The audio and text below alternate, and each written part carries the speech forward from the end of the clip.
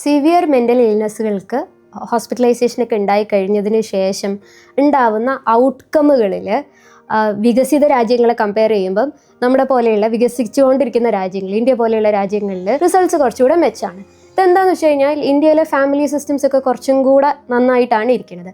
ഫാമിലിക്ക് തീർച്ചയായിട്ടും രോഗികൾ വീണ്ടും ഹോസ്പിറ്റലൈസ്ഡ് ആവാണ്ടിരിക്കുന്നതിൽ വലിയൊരു റോള് പ്ലേ ചെയ്യാനുണ്ട്.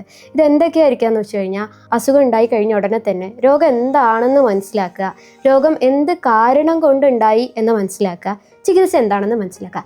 ഇതങ്ങോട്ട് മനസ്സിലാക്കി കഴിഞ്ഞു കഴിഞ്ഞാൽ ചികിത്സ തുടരേണ്ട ആവശ്യത്തിനെ പറ്റി അവർക്ക് ഓൾറെഡി അറിയുന്നുണ്ടാവും. അത് കഴിയുമ്പോൾ ഡിസ്ചാർജ് ചെയ്ത് വീട്ടിൽ ചെന്ന് ഒരാളോട് എങ്ങനെ പെരുമാറണം എന്നുള്ളതാണ്. ഇവൻ്റെ ഒരു മാനസിക രോഗിയാണ്, ഇതെന്തായാലും ശരിയാവില്ല, ഇവൻ ഇങ്ങനെയൊക്കെ തന്നെ ഉണ്ടാവുള്ളൂ എന്നുള്ള ക്രിട്ടിക്കൽ കമൻസ് സ്ഥിരമായിട്ട് ഉണ്ടായിക്കൊണ്ടിരിക്കുന്ന ആൾക്കാർ വീണ്ടും ഹോസ്പിറ്റലൈസ്ഡ് ആവാനുള്ള സാധ്യത കൂടുതലാണ്. രണ്ടാമത്, ഇമോഷണൽ ഓവർ ഇൻവോൾവ്മെൻറ്റ്. അവരുടെ എല്ലാ കാര്യത്തിലും കയറി ഇവരിടപെട്ട് അവർക്ക് വേണ്ട എല്ലാ തീരുമാനങ്ങളും ഇവരെടുക്കും. അവർക്ക് ഫൈനാൻഷ്യലി ഉള്ള കാര്യങ്ങൾ ഇവർ ചെയ്തു കൊടുക്കും. ഇവരൊരു ഡിസബിലിറ്റിക്കാരനാക്കിയിട്ട് അങ്ങോട്ട് മാറ്റും. അത് ഫാമിലിക്ക് അവോയ്ഡ് ചെയ്യാവുന്നതാണ്. അത് റീഹോസ്പിറ്റലൈസേഷൻ പ്രിവെൻറ്റ് ചെയ്യുന്നതാണ്. 3, ഇവരെ വാംതോടു കൂടി കാണുക.